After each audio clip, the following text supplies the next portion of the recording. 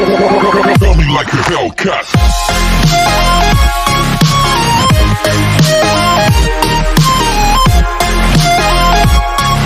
अब सीन जीशु का दिखाया जाता है, जो कहता है कि मैं इस दुनिया से नहीं हूँ, मैं रियल वर्ल्ड का जीशु हूँ। जी कहते क्या तुम साबित कर सकते हो?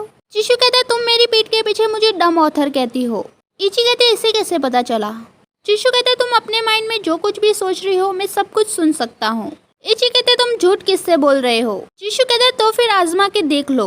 इची अपने माइंड में कहती है आई लाइक यू। जीशु कहते मैंने सुना कि तुमने क्या कहा। इची कहते तो फिर बताओ कि मैंने क्या कहा। जीशु कहते तुमने कहा आई लाइक यू। ये सुनकर तो इची के पैरों तले जमीन खिसक जाती है और वो कहती है मेरे पास मत आओ। इची अपने मन में कहते ये कितना डरावना है, क्योंकि जीशु भी सुन रहा था। इची कहते तुम पहली बार कब यहाँ आए? जीशु कहते है रेस्टोरेंट में। तभी वो सोचती है कि रेस्टोरेंट से लेकर अब तक उसने जीशु के साथ कितने सारे कारनामे किए हैं। ये सोचकर वो चिल्लाने लगती है और वहाँ से भाग जाती है। सीन जीशु का दिखाया जाता है, जो कि इची का पीछा करते हुए उसके पास आ चुका था। इची दूर हटते हुए कहती है मेरे पास मत आओ। इची कहती है मैंने तुम्हारी पीठ पीछे तुम्हारी कितनी बुराइयां की, लेकिन तुम्हें गुस्सा नहीं आया और तुम सहते रहे। जीशु कहते हैं पहले तो मुझे गुस्सा आया। इची कहते हैं मुझे पता है कि तुम मुझ पर गुस्सा हो, लेकिन तुमने मुझे अपनी पहचान नहीं बताई। जीशु कहते हैं मैंने तुम्हें रियल वर्ल्ड में बताया था, लेकिन तुम सब कुछ भूल गई, जो सब कुछ बाहर से उसके फ्रेंड भी देख रहे थे। तभी इची वहाँ से भागकर बाहर जाने लगती है। तभी वहाँ पर वो अपने फ्रेंड को देखती है। ये फ्रेंड जल्दी से उठकर वहाँ से चले जाते हैं। अब सीन जीशु का दिखाया जाता है, जो कि इची के घर का दरवाजा खटखटा रहा था। तभी जीफई वहाँ आती है और कहती है वो घर पर ही है, लेकिन वो गुस्सा है इसीलिए दरवाजा नहीं खोलेगी। जीशु कहता है कि अगर तुम्हें पता चले कि कोई आदमी जानता है कि तुम क्या सोच रही हो, तब तुम क्या करोगी? जीफई कहती है अगर वो मेरा बॉयफ्रेंड हो तो उससे मुझे फायदा और नुकसान दोनों हो सकता है।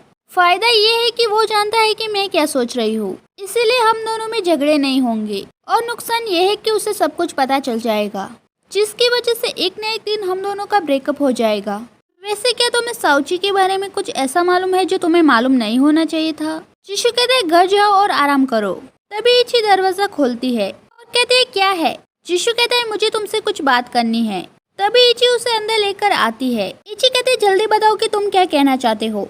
जीशु कहता है आजकल तुम्हारे साथ जो कुछ भी हो रहा है वो काफी डेंजरस है, इसलिए तुम हर वक्त अब मेरे साथ रहोगी।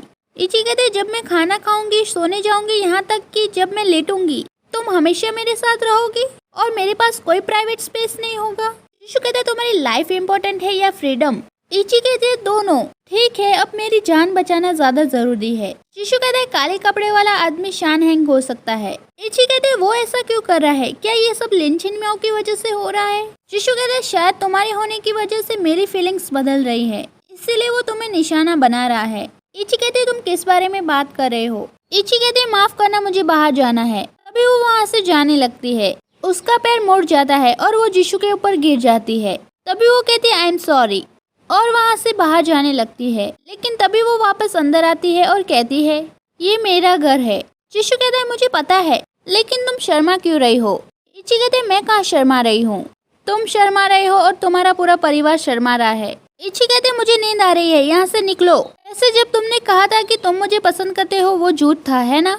जीशु कहता है नहीं। इची कहते है ऐसा कैसे हो सकता है, मैंने तुम्हारी कितनी बुराई की है। जीशु कहता है अब इसके बारे में मत सोचो, अभी सबसे इम्पोर्टेंट तुम्हारी लाइफ है, इसलिए हमें वापस जाने का कोई रास्ता ढूंढना होगा। ठीक है, मुझे देर हो रही है, अब मैं जा रहा हूँ। तभी वो वहाँ से जाने लगता है, लेकिन तभी वो कहता है मुझे लगता है कि मुझे तुम्हारे साथ रहना चाहिए। इची कहती है अगर कोई प्रॉब्लम होती है तो मैं तुम्हें कॉल करके बता दूंगी। जीशु कहता है वो अचानक से आ गया तो जब मैं यहाँ पहुँचूंगा तब तक तुम मर चुकी होगी। वैसे भी ये मेरा घर है, क्या मैं अंदर नहीं आ सकता? इची कहती है हाँ ठीक है, अंदर आ जाओ। थोड़ी देर बाद इची वहाँ स्नैक्स और ड्रिंक लेकर आती है और दोनों मूवी देखने लगते हैं। और काफी ज्यादा ड्रिंक करने की वजह से इची ड्रंक हो जाती है और वो रोने लगती है और उसके पैर पकड़ लेती है। तभी वो कहती है मुझे क्ला मशीन से खेलना है। जीशु कहता है काफी ज्यादा रात हो चुकी है, कल खेलना। इची कहते है मुझे अपनी डॉल से मिलने जाना है, वो आज मेरा इंतजार कर रही होगी। तभी जीशु से एक डॉल देता है और कहता है ये लो। इची कहते है ये काफी छोटी है, मुझे ये नहीं चाहिए, मुझे एक बड़ी डॉल चाहिए।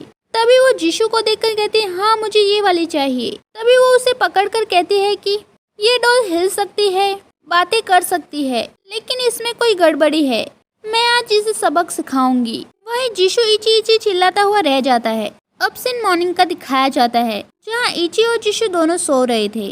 तभी जीशु जाग जाता है और इची को घूरने लगता है, लेकिन तभी इची जाग जाती है और कोई दरवाजे की घंटी बजा रहा था। तभी इची दरवाजे के होल से देखती है जहाँ पर कोई और नई जिफ आई थी, जिसे देखकर वो जीशु के पास जाती है और कहती है छिप जाओ। जीशु कहता है पर मैं क्यों छुपूं? तभी इची उसे अपने साथ ले जाती है और छुपा लेती है।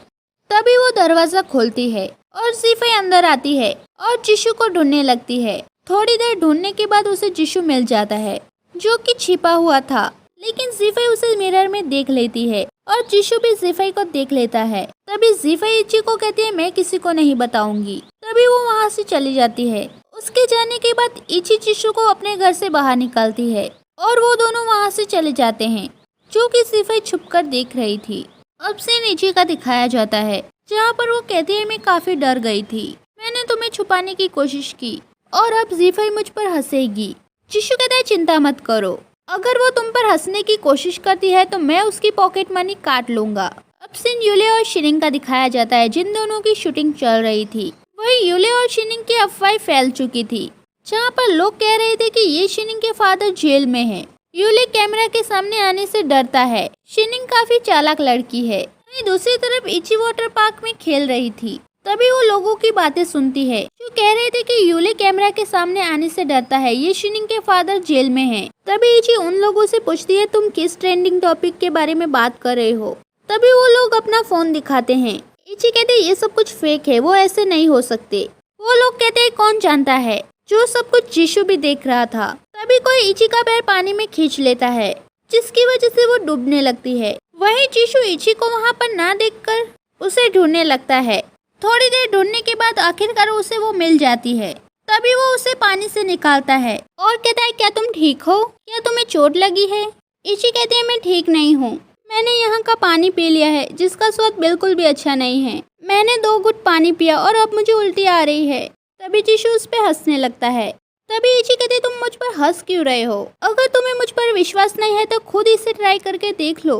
जीशु कहता है ठीक है, मैं तुम पर हंसूंगा नहीं और अब मुंह मत फुलाओ और जल्दी से मुस्कुराओ क्योंकि ऐसा करने से तुम 10 साल छोटी दिखती हो। तभी इची हंसने लगती है, लेकिन तभी वो दोनों पानी में डूबने लगते हैं और सब कुछ रुक जाता है। तभी जीशु इची को ढूंढने लगता है। वहीं दूसरी तरफ लिखा हुआ आता है कि आप इस पार्ट को रिलीज करना चाहते हैं या नहीं। तभी इची वहाँ पर क्लिक करती है, लेकिन तभी वहाँ जीशु आ जाता है और उसे किस कर देता है। तभी वो फिर से रियल वर्ल्ड में आ जाती है जहाँ पर वो अभी भी समुद्र में थी और पानी में डूबने लगती है।